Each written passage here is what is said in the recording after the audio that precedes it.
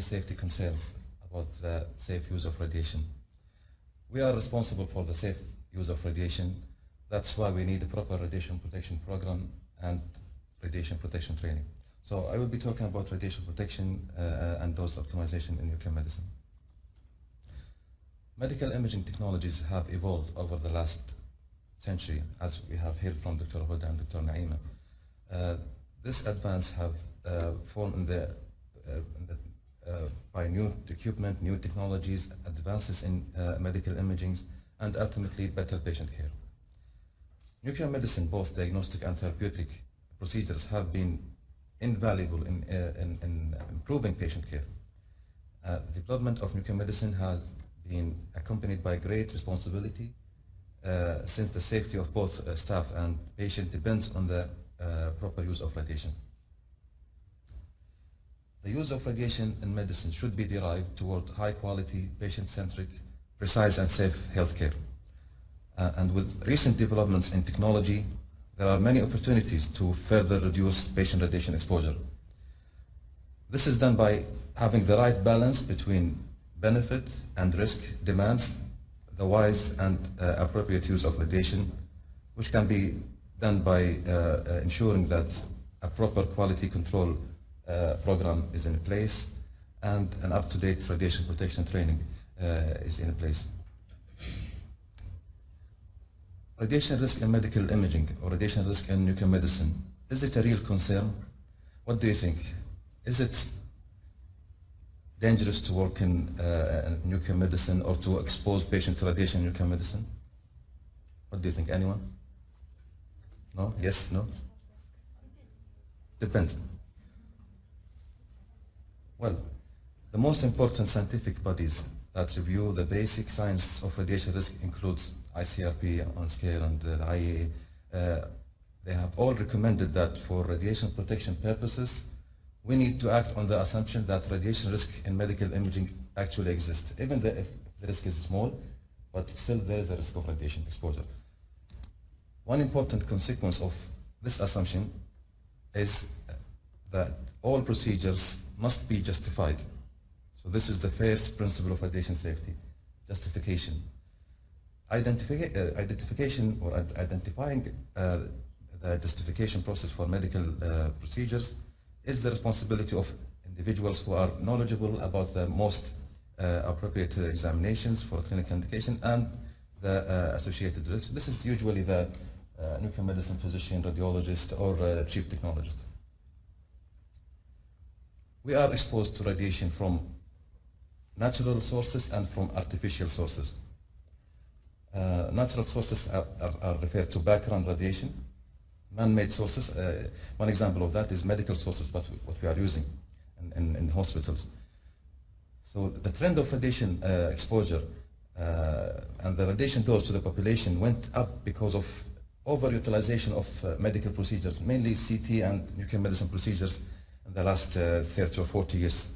So if you see this slide, the radiation dose to the population in 1980 compared to the 2006, you can see about 6-fold increase in radiation exposure to the population. This is a huge increase in radiation exposure. And this is an alarming rise in radiation exposure to the population that was mainly driven, as I said, by the increased use of CT and nuclear medicine procedures. What has been done so far to manage radiation exposure? Many safety campaigns managed and launched from different international organizations aim to lower radiation dose and to cut down any unnecessary radiation examination has been done, like the Image Gently campaign for pediatric patients and the Image Wisely campaigns for adult patients. Also regional campaign like the EuroSafe and ArabSafe. These campaigns all aiming to lowering the radiation dose to the patient, and also in addition to the new technologies developed by imaging system vendors, they have succeeded to reduce radiation exposure as published in most recent assessment, the NCRP report 184. So having a proper radiation safety program and safety campaign, and utilizing the new technologies, because now most of the scanners, they have the dose reduction protocols and techniques, so we can use them to reduce radiation dose.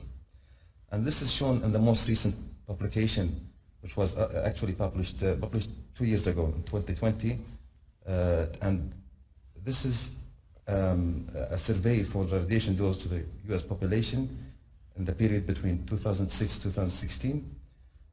And the study showed that the overall radiation exposure to the population has gone down by 20% in the last decade. So this is a proof that radiation safety campaigns and training is useful, can reduce radiation dose. And you can see that this is the dose to the population in 2006 compared to dose in 2016. The dose from nuclear medicine procedure has actually reduced, and also for other procedure except for CT. CT is still the main source of radiation exposure that need to be optimized.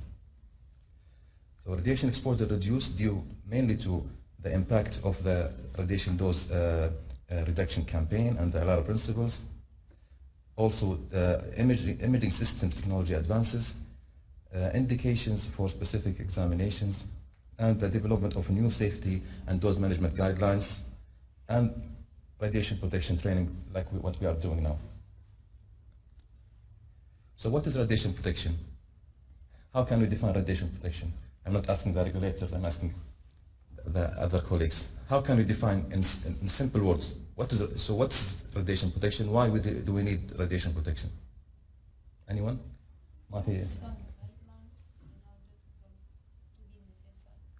To be in the safe side, yes, thank you.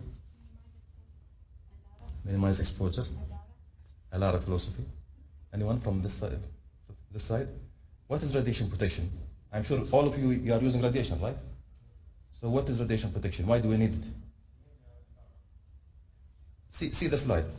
See the slide. Thank you. Yeah. So this is the aim of radiation protection, to simply to minimize the and reduce the risk and safeguard patient, staff, public, and the environment from unnecessary radiation exposure. This is done to avoid deterministic radiation effects and to reduce the frequency of stochastic effect. Avoiding deterministic effect because we know that they have threshold dose that should not be exceeded. For stochastic effect, there is no threshold dose. Okay, it's a random effect. So reducing the dose will reduce the frequency of having stochastic effect. The ICRP have introduced 3 principles of radiation protection that became the cornerstone for radiation protection program. They evolved in these 3 principles: justification, optimization, and limitation. Justification means any decision that alters the radiation exposure situation should do more good than harm to the patient. Okay, so this is the risk-benefit decision. Optimization, doses shall be kept as low as reasonably achievable, as you said, the ALARA. Limitation is the total dose to any individual in planned exposure situation should not exceed the dose limit. And the dose limit help to ensure that no person is exposed to an excessive amount of radiation in normal planned situations. They are the strongest form of restriction on dose to individuals. Exceeding the dose limit is against the regulation of radiation protection. So this table shows the dose limit for different exposure categories. For occupational exposure, the dose limit should not exceed 20 millisievert per year for the whole body and islands. And for the skin and extremities should not exceed 500 millisievert. For the public, the dose should not exceed 1 millisievert. And this is useful when you plan, the facility, shielding of the facility. This should be taken into consideration that the exposure to the public area should not exceed this dose limit. For patient, for medical exposure, there is no dose limit. However, justification and optimization of procedure should be in place. Also, using reference levels, the diagnostic reference levels is useful. We'll talk about DRL inshallah in tomorrow presentation. For pregnant staff, the dose to the fetus should not exceed 1 millisievert during the remainder of pregnancy, and she must inform the radiation safety officer or the head of the department about and declare her pregnancy. So justification, let me just take more explanation for the radiation protection principles. Justification, as I said, the benefits must outweigh any potential radiation risk. Any exposure from diagnostic imaging procedure is justified if it can provide the benefits of prompt diagnosis and adequate treatment, and these benefits always outweigh any associated risks, such as small radiation risk of cancer due to exposure of radiation. There are referral guidelines that can be used as evidence-based guidelines to assist referring physicians and also to assist nuclear medicine physicians in making the most appropriate imaging or treatment decision for a specific condition. Employing these guidelines helps providers to enhance the quality of care to patients and to contribute to the most effective use of nuclear medicine or radiology procedure. Example of that are the ACR or the ACR appropriate criteria. Dose optimization, so now we're talking about the second principle of radiation protection. Dose optimization cannot be managed irrespective of image quality, so you cannot reduce the dose regardless of the image quality. There have to be a balance between adequate image quality and the lowest possible radiation dose to obtain the imaging procedure required. So the question is, what is the right balance between image quality and radiation dose? Where should we stop? Ideally, we should have a criteria of what is adequate image quality, because increasing the dose to get higher than needed image quality is not recommended, because you will expose the patient to more radiation and will not obtain any more information from the procedure. On the other hand, having small dose but not enough image quality, then you wasted the procedure and the radiation dose for nothing. ALARA means making every reasonable effort to maintain exposure to radiation as far below the regulatory dose limit. Special attention should be given to optimization of nuclear medicine examination in case of women of childbearing age, pregnant and pediatric patients. ALARA can be summarized into three basic protective measures in radiation safety, which is time, distance, shielding, maximizing distance, minimizing exposure time, use shielding. Radiation exposure can be accumulated over time of exposure. So the higher the exposure time, the more radiation exposure will be. So minimizing time spent close to radioactive sources is recommended. This is very important. Patient communication is very important. So it is recommended that you explain for the patient the procedure before actually injecting the patient with the radiopharmaceutical, and this is to minimize any exposure time from the patient. So having an experienced staff is really helpful in having the work performed in a faster time and to lower radiation exposure. Another very effective technique to reduce radiation dose is distance, keeping distance. The greater the distance from the radiation source, the greater the reduction in radiation exposure.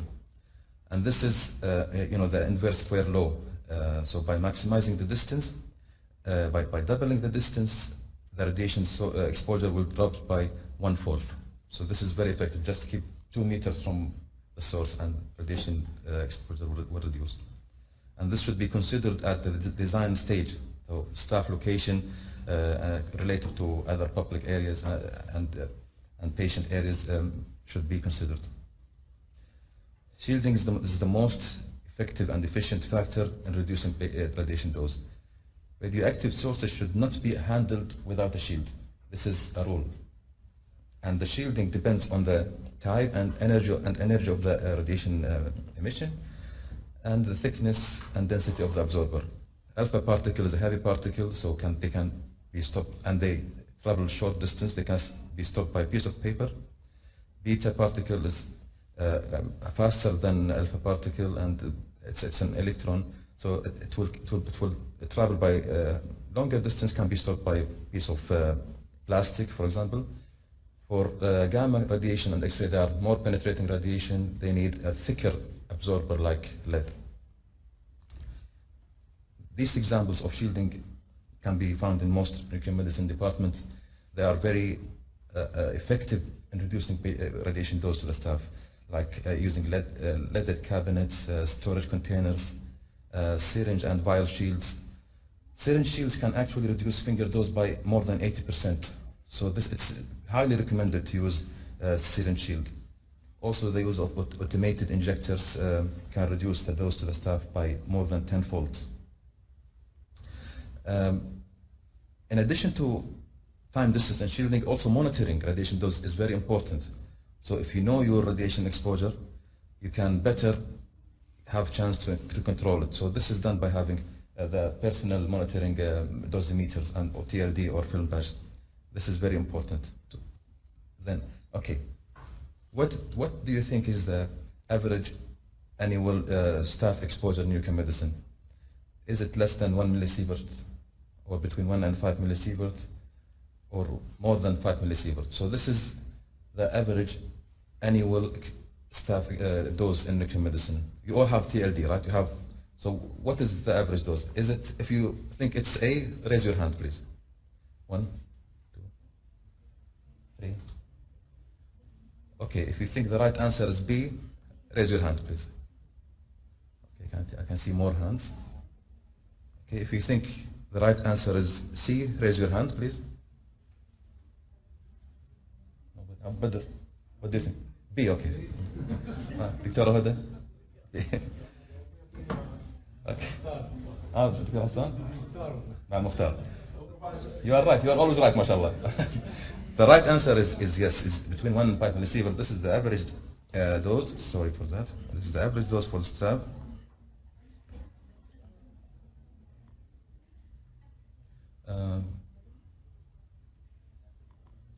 Okay, and this is shown in in this publication. You can see that the average radiation dose to different staff categories, physician, nurse, technologists in nuclear medicine from different countries are between 1 and 5 millisievert. So this is the most common procedures in nuclear medicine. So the staff exposure can be from one of these procedures, whether the handling of the radiopharmaceutical or patient interaction. Which procedure do you think can expose the nuclear medicine staff to more radiation? Handling the radiopharmaceutical or interacting with the patient? Handling the radiopharmaceutical, okay. Do you agree?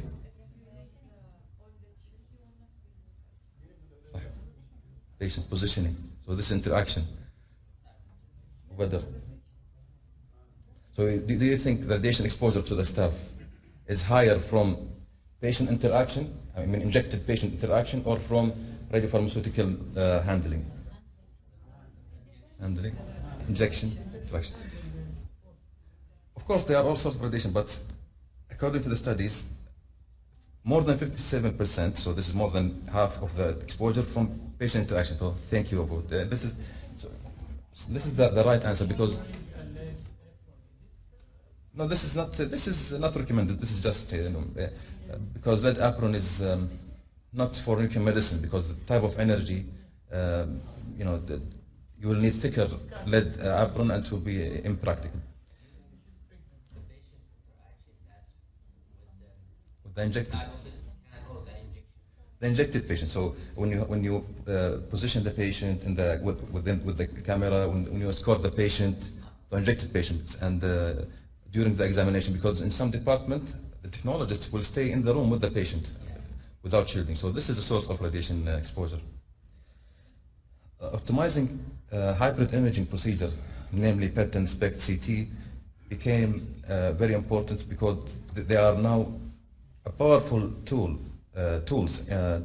because of their higher sensitivity, specificity, and accuracy. So they need to be optimized because the dose from hybrid imaging is very high due to the added component of CT component, and we need to optimize the utilization and also the protocols used in hybrid imaging.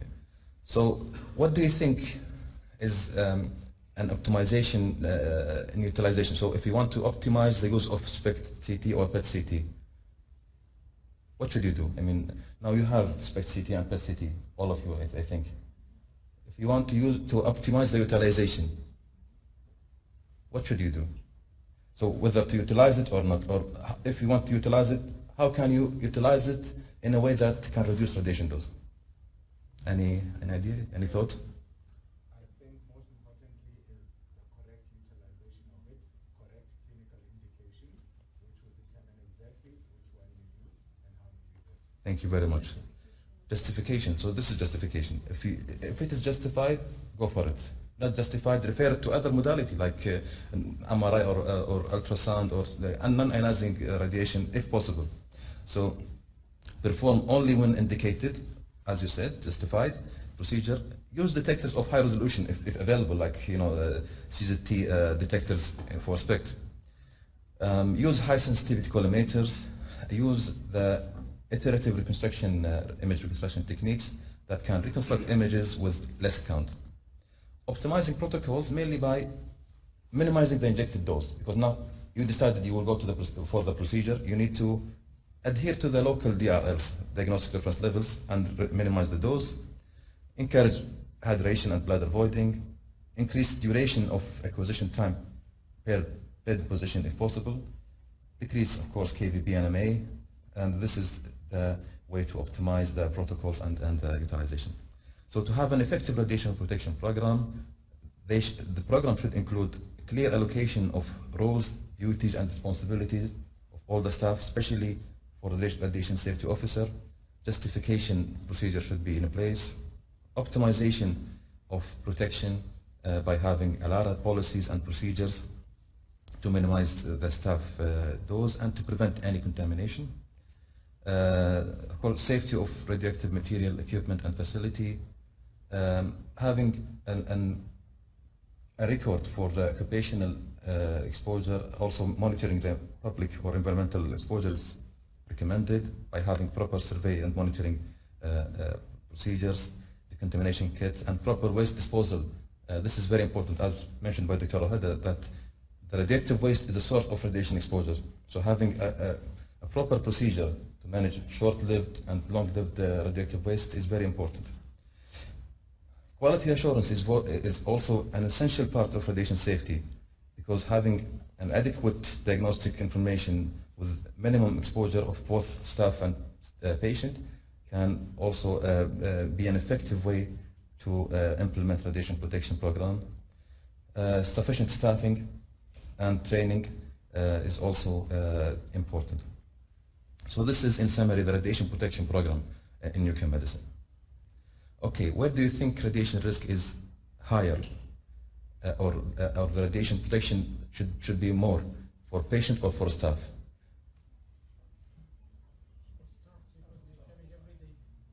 Okay, staff, do you agree? The risk of radiation exposure, is it higher for patient or for staff? Staff. If you think staff, raise your hand, please. Okay, if you think the risk is higher for patient, raise your hand, please. Dr. Hassan.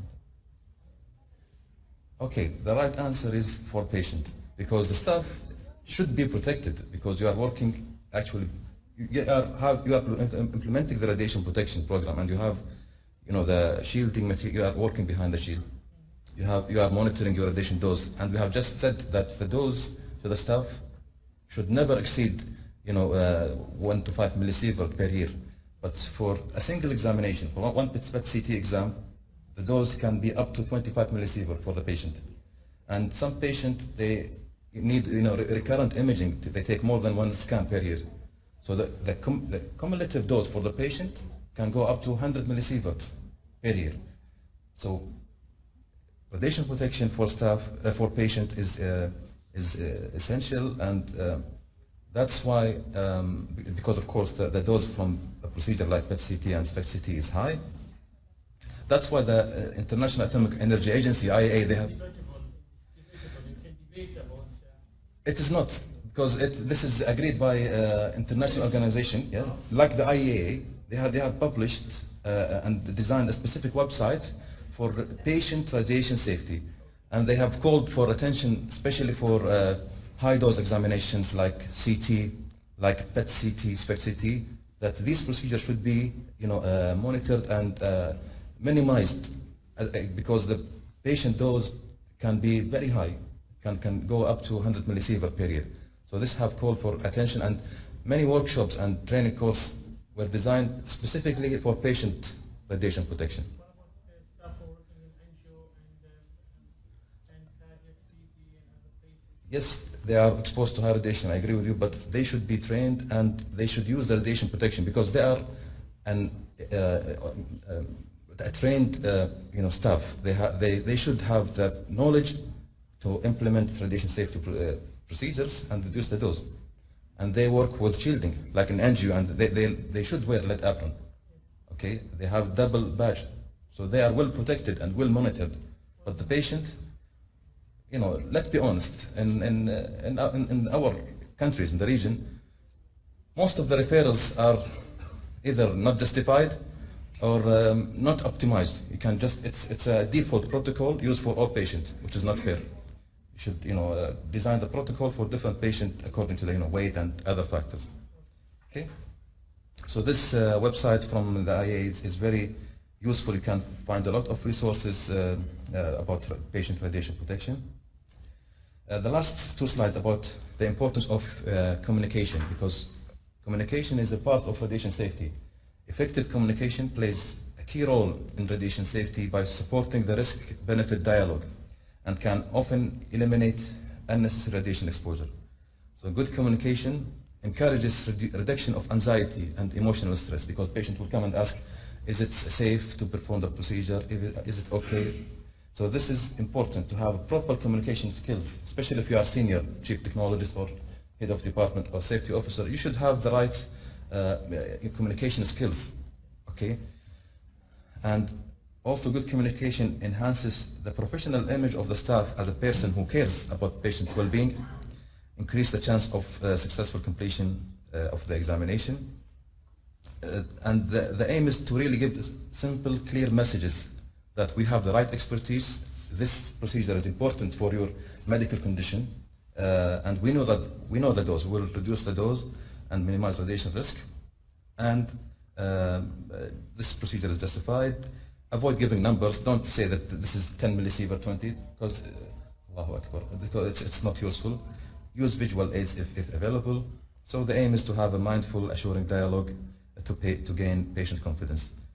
Patients who understand the medical benefit of imaging procedure are more likely to overcome any radiation phobia and be willing to assume a small risk of radiation risk, if any. Conclusions: radiation protection medical imaging can be reduced to two simple principles that are easy to understand, straightforward to implement, and likely to be acceptable by most medical imaging practitioners, which is in two words: justification and optimization. Okay? Patient examination need to be justified, and any unnecessary radiation exposure should be eliminated. Thank you very much. Thank you.